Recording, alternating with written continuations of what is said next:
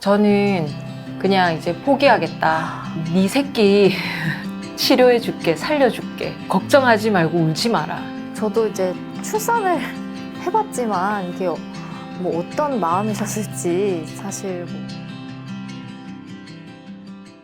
오늘 정말 특별한 사연의 주인공 두 분을 모셨습니다. 흉부외과 의사이자 태어나자마자 심장병 수술을 받아야 했던 따님의 엄마, 부산대병원 흉부외과 안효영 교수님, 그리고 따님 오금빈 양 모셨습니다. 안녕하세요. 안녕하세요. 반갑습니다. 안녕하세요.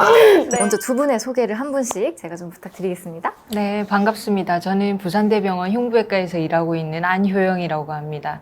사실 저는 폐식도 분야에서만 지금 수술을 하고 환자를 보고 있거든요. 오늘의 주제는 심장 쪽인데 그런 분야에 대해서는 사실은 잘 모릅니다. 그게 저희 딸이고요. 안녕하세요. 교동초등학교 3학년 오금빈입니다. 너무 귀엽고 말도 너무 잘하는데요. 오늘 아주 따뜻한 인터뷰 한번 잘 진행해 보겠습니다. 네.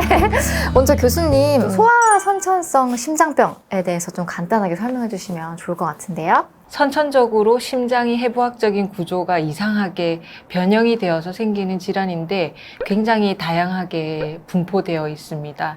저희 아기 같은 경우에는 이제 폐정맥 쪽에 문제가 있어서 이제 수술을 안 하면 그 생활 자체가 영위를 할 수 없기 때문에 뭐 하루 이틀만이라도 엄청 급격하게 안 좋아질 수 있는 질환도 있고요. 한 10년, 20년 뒤에 이제 증상이 발현이 돼서 우연히 진단이 되는 경우도 있습니다.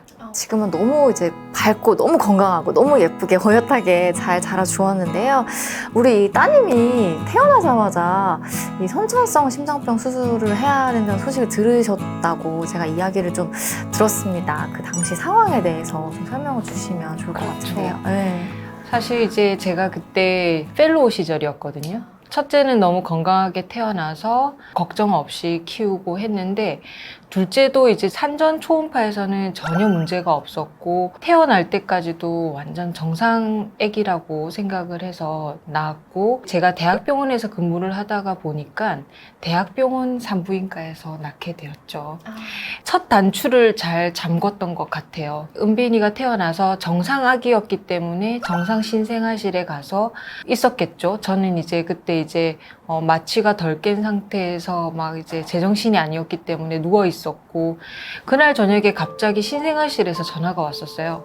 아기가 너무 갑자기 안 좋아진 것 같다고 중환자실로 옮겨야 될 것 같다고 그렇게 연락을 받아서 제가 이제 가는 이유가 뭐냐라고 물었을 때 산소 포화도 수치도 너무 좀 안 나오는 것 같고 그러면서 혈압이 조금 잘 안 잡히는 것 같다 얘기를 하셔서 일단은 중환자실을 옮겨서 여러 가지 진단을 해보자라는 이제 뜻에서 중환자실로 옮겼죠, 아기를.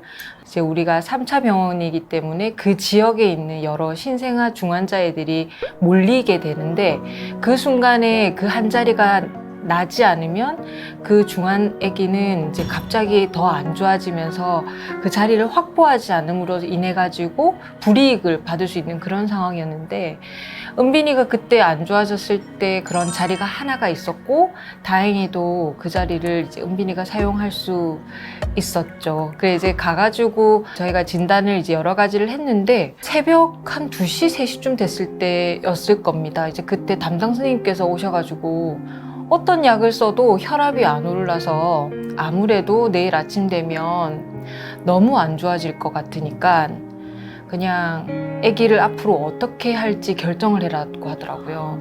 저희가 이제 어떻게 해야 할지 결정을 해라고 얘기를 하는 거는 어떤 약을 쓰든 어떤 장치를, 의료 장치를 이제 적용을 시켜서든지 간에 유지를 한다든지 이제 그렇게 할 건지 아니면 아기를 포기할 건지 그러면 하늘나라로 보낸다든지 뭐 이제 그런 결정을 해라고 하셔서 제가 새벽 3시부터 6시까지 왜 이런 일이 내한테 벌어졌나 그런 생각 때문에 울기도 한참 울고 하나님 원망도 많이 하고 그랬어요.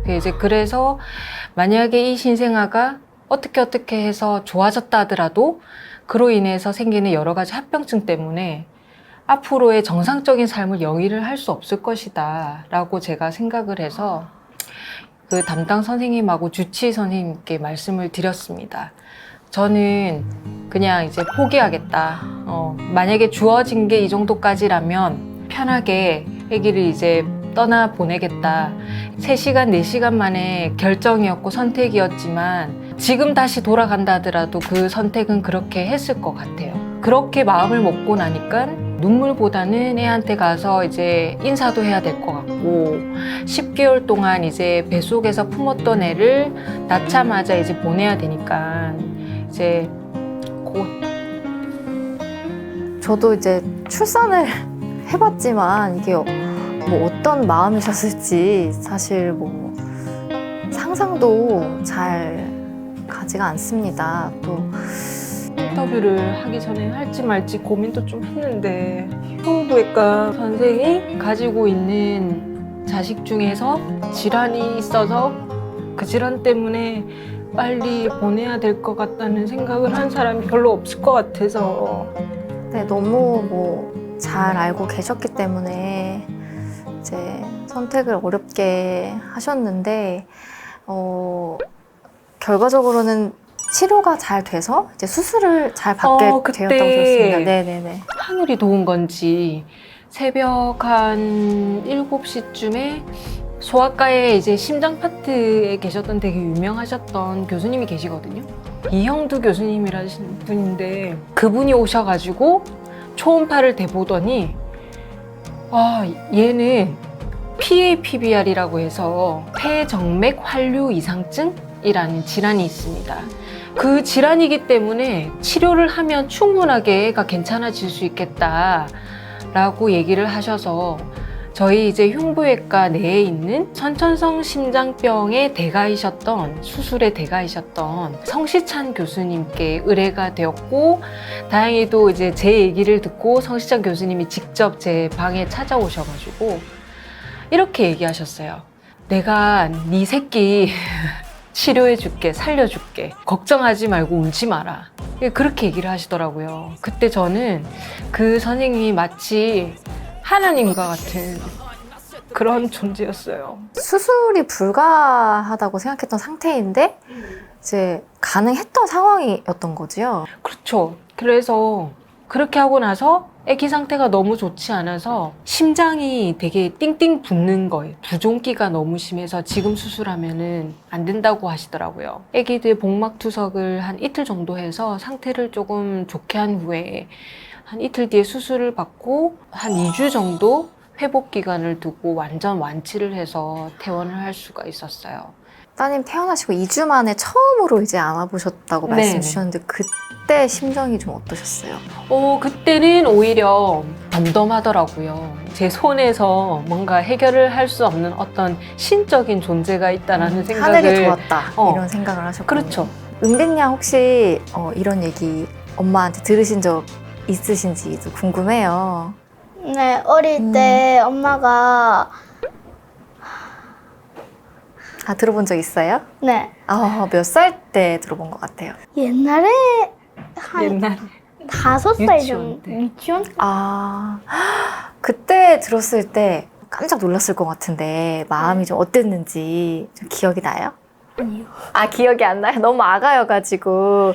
그러면 이제 조금 컸으니까 오늘 이 얘기 좀 다시 들어보니까 좀 어떤 마음이 드는지도 궁금해요. 엄마가 저를 그렇게 힘들게 낳았는 줄은 몰랐는데 엄마가 지금 이 시간에 이렇게 얘기를 해주니까 이제 알 것 같아요.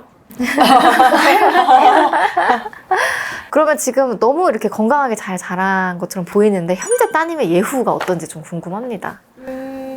수술이 너무 잘 되어서 수술 자체가 상당히 어려웠을 것인데도 불구하고 교수님께서 수술을 잘해주셔서 그런 건지 이제 수술하고 나서 생길 수 있는 폐정맥 협착증이라고 있어요. 우리가 이제 꼬매고 나서 그 꼬맨 부분이 살이 차오르면서 좁아지는 이제 그런 병이 있는데 그런 이제 합병증은 전혀 없었고 5년째 갔을 때 선생님께서 이렇게 얘기하시더라고요. 절대 이제 다시 올 필요가 없다. 합병증은 다시는 생기지 않을 거다. 얘기를 했고 또 되게 감사하게 느꼈던 거는 이제 얘가 10개월째 말을 했어요.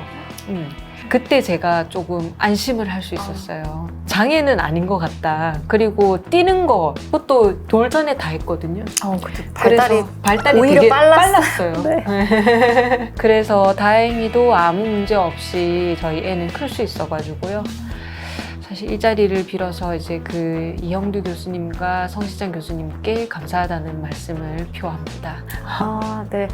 정말 하늘이 도왔다. 이 말밖에는 이 상황을 좀 설명을 할 수가 없는 것 같습니다. 엄마는 어떤 사람인가요?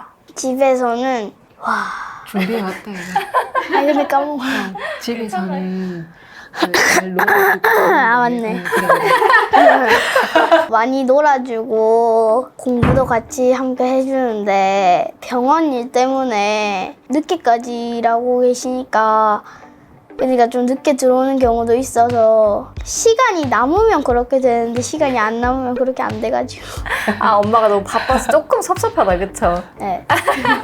네, 엄마가 너무 또 능력이 뛰어나셔가지고 그거는 우리 따님이 조금만 양보를 해줍시다. 네.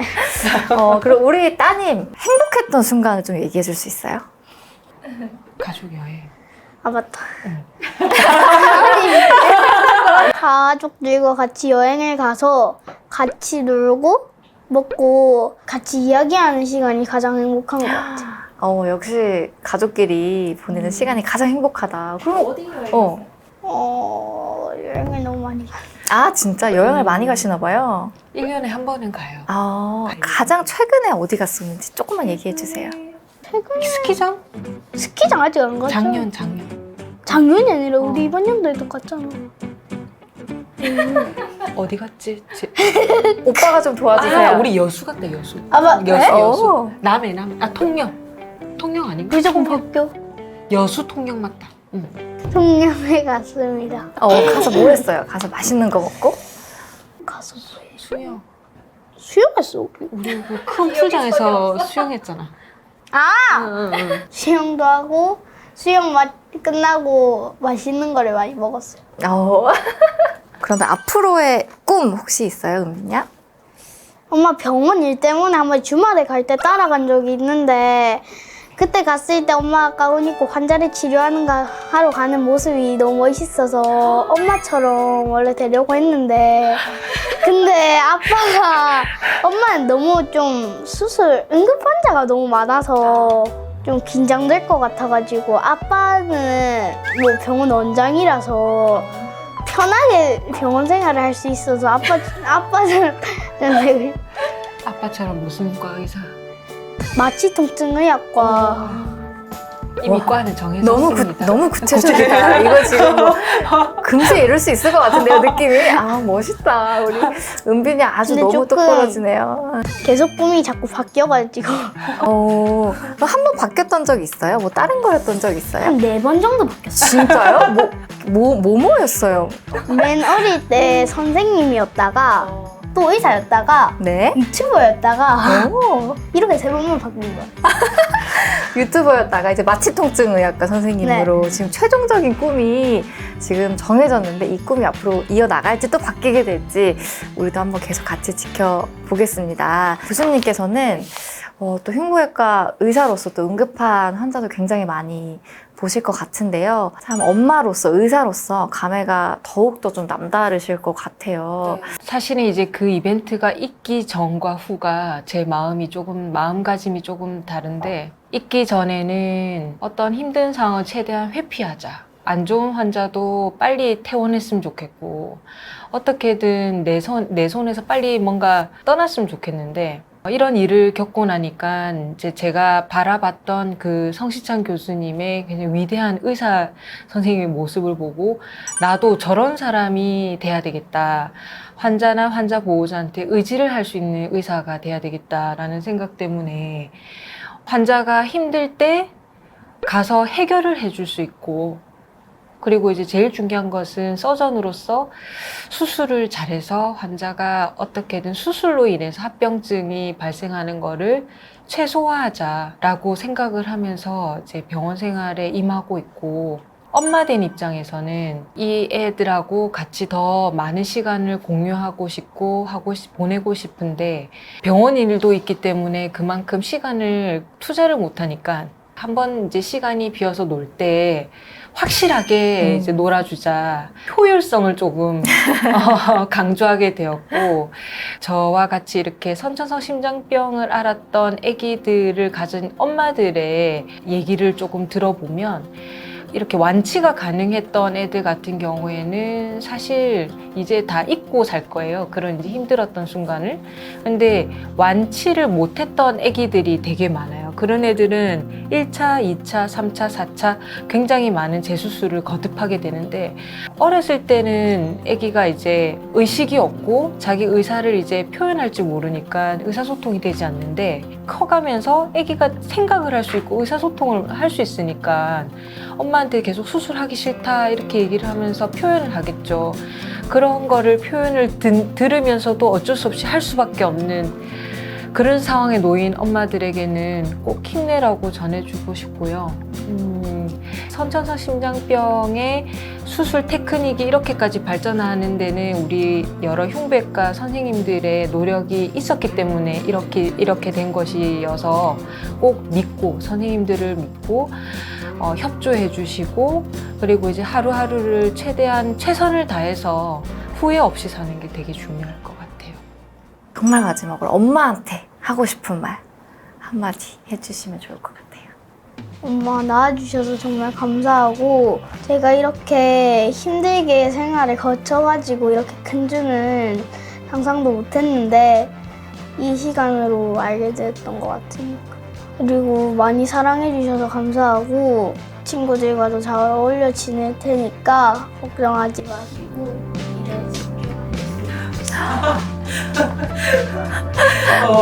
진짜 사랑합니다 하면서 끝날까요? 아니 엄마 제가 진짜 엄마 때문에 나 지금 야, 코가 빨개가지고 어머니 지금 내가 그 소아과 선생님 그 이름 말할 때부터 웃음 참게 하고